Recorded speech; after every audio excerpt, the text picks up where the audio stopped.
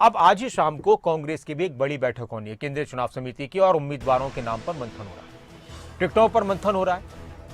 इससे पहले कांग्रेस की एक लिस्ट आ चुकी है। कांग्रेस की दूसरी लिस्ट की अगर बात की जाए तो उसमें हरियाणा का भी नाम शामिल हो सकता है और हरियाणा से भी लगातार चर्चाएं चल रही हैं। अब अगर हम कांग्रेस में देखते हैं तो कई नाम हैं जिन पर चर्चा हो रही है। जितेंद्र चौधरी मेरे साथ मेरे सहयोगी बने हुए हैं।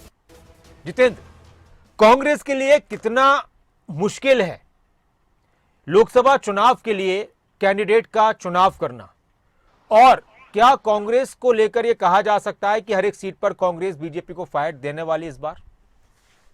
देखिए, कांग्रेस की अगर हम बात करते हैं तो पिछले चुनाव के अंदर जो है 10 की 10 सीटें भाजपा के खेमे में थी और ऐसी स्थिति में कांग्रेस जो है अब मौजूदा समय में कितनी सीटों पर अपना दावा करती है, ये कॉन्फिडेंस जो है वो पूरे तौर पर निकल करके कांग्रेस के नेताओं का किस प्रकार से बयानों में सामने आता है, ये खुद प्रदेश की जनता ने भी देखा है, देश की जनता भी इसको लेकर के देखती है। हालांकि कांग्रेस में अब बैठकों का दौर है और खासतौर से जो नज़र है वो रोहतक सोनीपत की सीट के ऊपर रहेगी कांग्रेस के अंदर। इसके अलावा भी करीब 3 से 4 ऐसी सीटें होंगी जिन पर कांग्रेस पूरे मजबूती से चुनाव लड़ते हुए नजर आएगी और उन सीटों पर अगर हम बात करें तो एक बड़ी फाइट जो है वो देखने के लिए मिलेगी। खासतौर से दीपेंद्र हुड्डा की अगर हम बात करते हैं, रोहतक की सीट की बात करते हैं, हालांकि उनके पिता का नाम भी जो है वो कुछ जो नेता हैं उन्होंने ये जानकारी दी है कि उनके पिता भूपेंद्र हुड्डा को भी इस सीट से कंसिडर किया जा सकता है। लेकिन इन तमाम चीज़ों में क्योंकि प्रदेश के बड़े नेता भी हैं भूपेंद्र हुड्डा, तो ऐसी स्थिति में उनको खुद भी यह तय करना है कि वे इस चुनावी मैदान में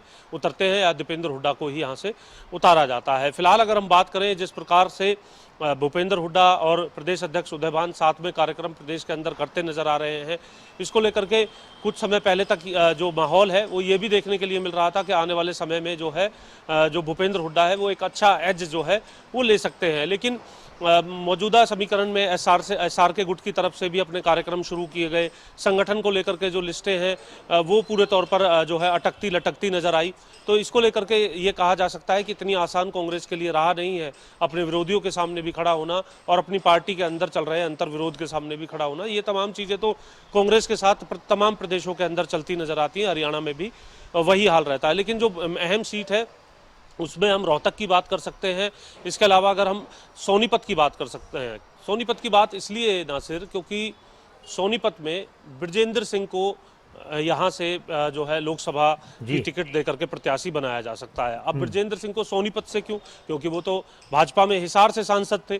उसका कारण ये है कि एक एनालिसिस इस बात को लेकर के इंटरनली किया गया है कि जो 6 से 7 जो विधायक हैं वो रोहतक की लोकसभा के अंदर कांग्रेस के हैं और करीब 5 विधायक जो हैं वो सोनीपत के अंदर कांग्रेस के विधायक हैं। और हिसार की अगर जब हम बात करते हैं तो हिसार में एक भी विधायक जो है वो कांग्रेस के पास नहीं है। तो ऐसी स्थिति में जब ग्राउंड पे नीचे काम करने के लिए विधायक होगा, विधायक के साथ उसके समर्थक कार्यकर्ता होंगे, क्योंकि संगठन के तौर पर इतनी बड़ी मजबूती नहीं है, अपने कार्यकर्ता जो समर्थक के रूप में है उन्हीं के दम पर कांग्रेस जो है वो प्रदेश के अंदर आगे चल रही है, खासतौर से भूपेंद्र हुड्डा और दीपेंद्र हुड्डा के पीछे।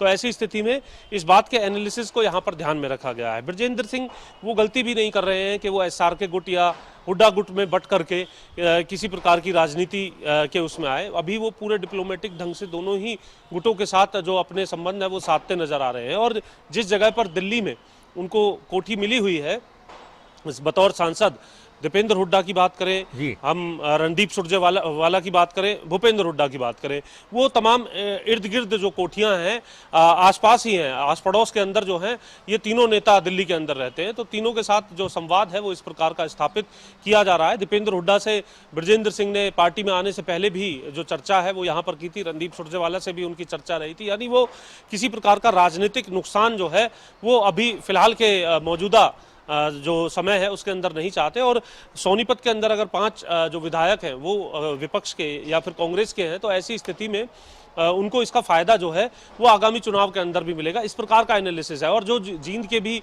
जो 3 जो क्षेत्र हैं वो इसके अंदर आते हैं। तो ये कहा जा सकता है कि इन तमाम एनालिसिस को जो है करते हुए हो सकता है कि ब्रजेंद्र सिंह को सोनीपत में कंसीडर कर लिया जाए। हिसार के अंदर भी उनका नाम है, लेकिन जयप्रकाश जो है वो लगातार वहाँ से तैयारी कर रहे थे। जयप्रकाश जेपी अपने आप में किस तरीके के जो नेता हैं, मुखर नेता हैं, उनका नाम भी जो है इस सीट पर पूरे तौर पर देखने के लिए मिल रहा है, हिसार की सीट पर। तो जी जी नासिर।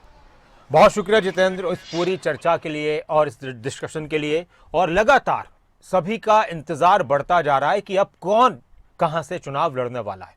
अभी तक हरियाणा में सिर्फ कुरुक्षेत्र सीट से कांग्रेस और आम आदमी पार्टी के उम्मीदवार जो सुशील गुप्ता है उनके नाम का ऐलान हुआ है, लेकिन कांग्रेस की आज कितने नामों पर घोषणा हो सकती है ये भी बड़ी बात है। और इसको लेकर एक बड़ी खबर आई है, दिल्ली में कांग्रेस की मीटिंग, और मीटिंग के बाद यह भी कहा जा सकता है कि आज कई नाम हरियाणा में कांग्रेस की तरफ से सामने लाए जा सकते हैं। आज शाम मीटिंग में हरियाणा को लेकर चर्चा होनी है। 5 सीटों तक नाम आज फाइनल हो सकते हैं, यह कहना है दीपक बाबरिया का, हरियाणा में कांग्रेस के प्रभारी हैं। मीटिंग है, उसमें जरूर से हरियाणा की चर्चा होगी। कहाँ तक होगी, कितनी होगी, मगर मुझको उम्मीद है 2 से 5 सीट तक तो फाइनल आज हो जाना चाहिए, अन्यथा 2-3-4 दिन और लग जाएंगे। सर एक आइडिया बेसिकली कि 3-3 का है, 5-5 का है, कितना बड़ा पैनल बना के आप लोग भेज नहीं, ऐसा नहीं होता है। चर्चा तो हर नाम की होती है, जो भी आते हैं, जो भी कमेटी मेंबर के पास होते हैं, प्रदेश के लीडरों के पास होते हैं, मेरे पास कुछ आए हुए लोग होते हैं, और स्क्रीनिंग कमेटी के मेंबर के पास भी कई नाम आते हैं, तो उसकी चर्चा होती है। सब लोगों को खुले मन से होती है, किसी के लिए दरवाजा बंद नहीं, और उसमें से कुछ निष्कर्ष निकाल के उसको शॉर्टलिस्ट करते हैं।